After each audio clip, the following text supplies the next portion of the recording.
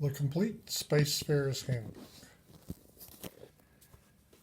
Now, one of the things I didn't like about Spelljammer is that there was no book that you could give to the players and say, this is your player's handbook, this is the stuff that players are allowed to know. And there was a book that was sort of like that, but it was in the original box set, and you had to buy the whole box set to get it, and it had some stuff that ought to be for the DM only. And so this looks like it ought to be a book for the players, but no, it's really more of a book for the DMs. So let's get into it. See what all's in here.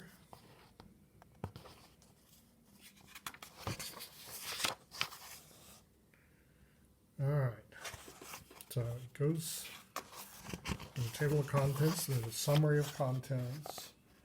Has some new artwork, but it also reuses a lot of old artwork. So first it talks a bit about how the non-weapon proficiencies work and the secondary skills work in space, which was already covered in other books, wasn't it?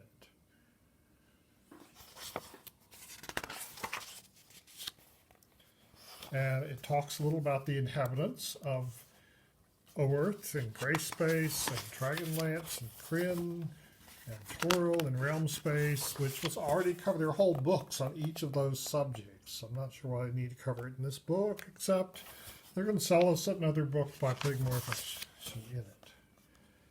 And they're going to reuse artwork. Okay, so there are some new races. When I showed Spelljammer to a friend, one of his complaints is that it's space elves and space dwarves, and they're not alien enough. And there were some new monster races created, and here they're made so that you can have them as players. Okay, so the first race is the Dracons. Not a very good picture of there. The Dracons are like a centaur, except instead of a horse body, they got a brontosaurus body, and instead of a human upper half or human head, they've got a dragon head. And they tend to be lawful and good race. Now, the Geth are hippopotamus people, and they're 9-foot tall hippopotamus people. They're obsessed with guns. The Gromans are gorilla-like creatures, and the males and females are physically different, so they can be different things. The Hadonzi are like a cross between apes and flying squirrels. They have some flaps of skin, and they can glide short distances, and they're really good at climbing. Now, Herweti is a reptilian race, and Lizardman is another reptilian race. So there's two reptilian races. The Rostopedes is a insectoid race. The Skro are basically space orcs. Now, the Zizchol is my favorite insect race in D&D. They're really odd, and when I read them in my games, I made it so all the Zizchol were workers, that is, neuter females.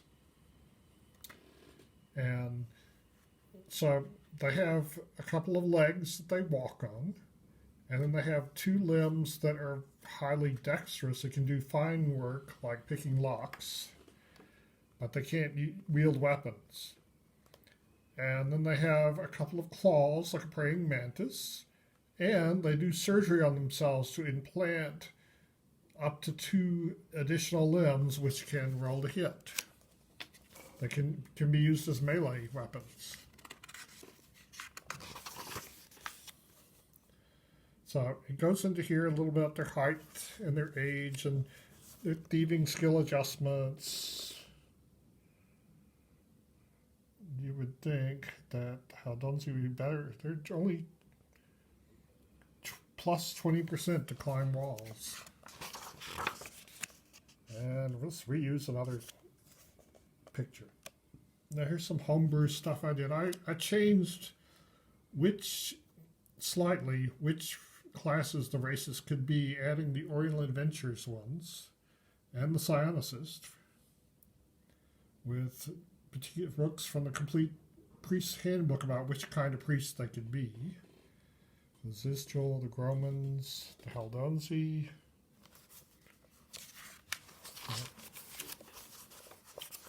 So then it gets into kits. I think that a lot of this is copied from some of the other red books. Corsair, that's basically space pirate. Actually, it's Arabian space pirate. Crusader, space crusader. Frontiersman, space fruit frontiersman.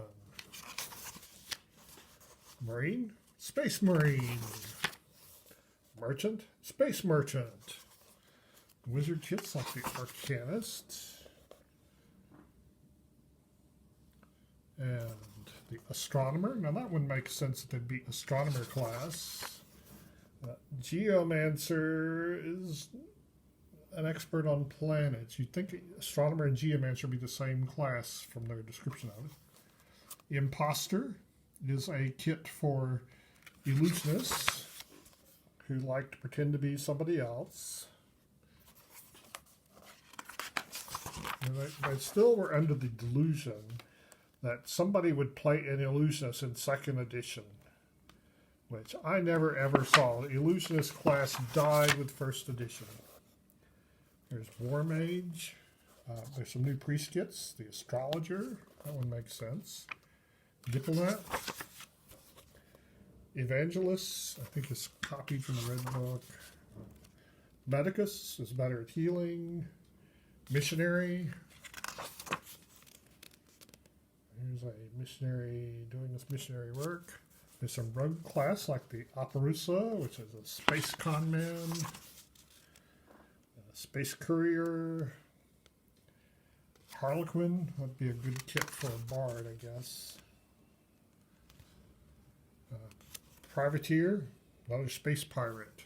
Only this is the thief space pirate. Salvager, space junkman.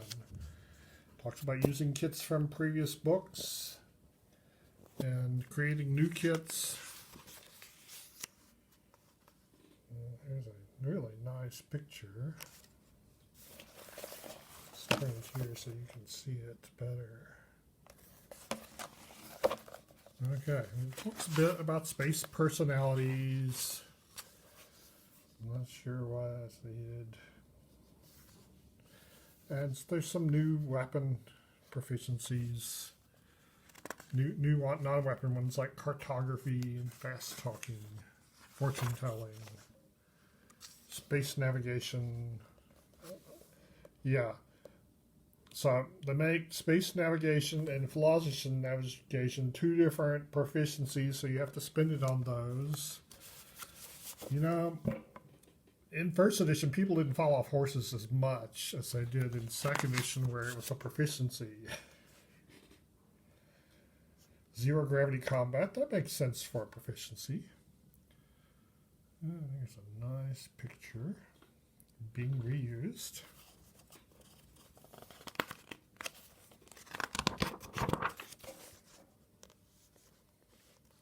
And then it talks about things like provisioning the crew, maintaining the ship, the ship's locker, new equipment, personal equipment.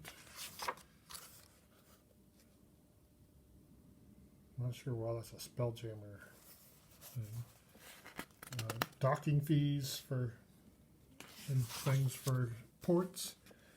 And some spacefaring organizations, mostly churches.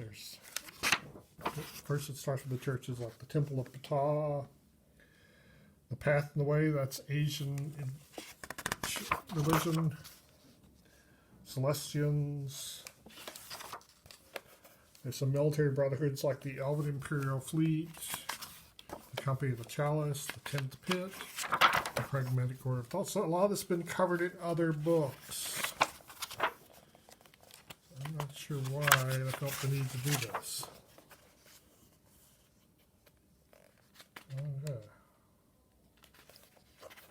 So if there weren't a spaceship in the background, how would this be a space picture?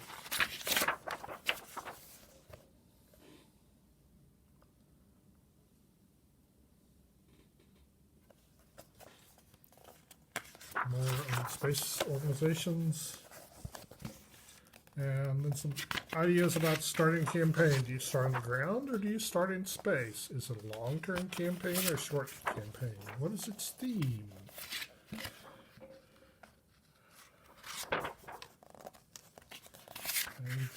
And it talks more about money and equipment, followers, how the spells are different in space, which is covered in another book. There's lots of pages of that.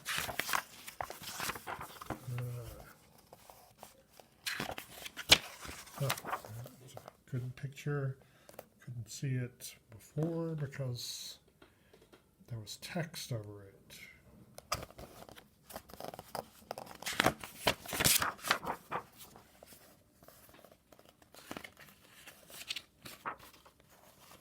And there's construction, geography in space, castle design, which I'm sure is taken from the castle book, monthly events. Yeah, and an index.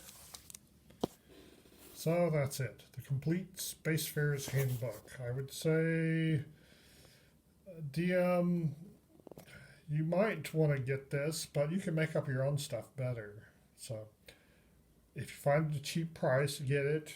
Don't pay a lot for it on eBay, though.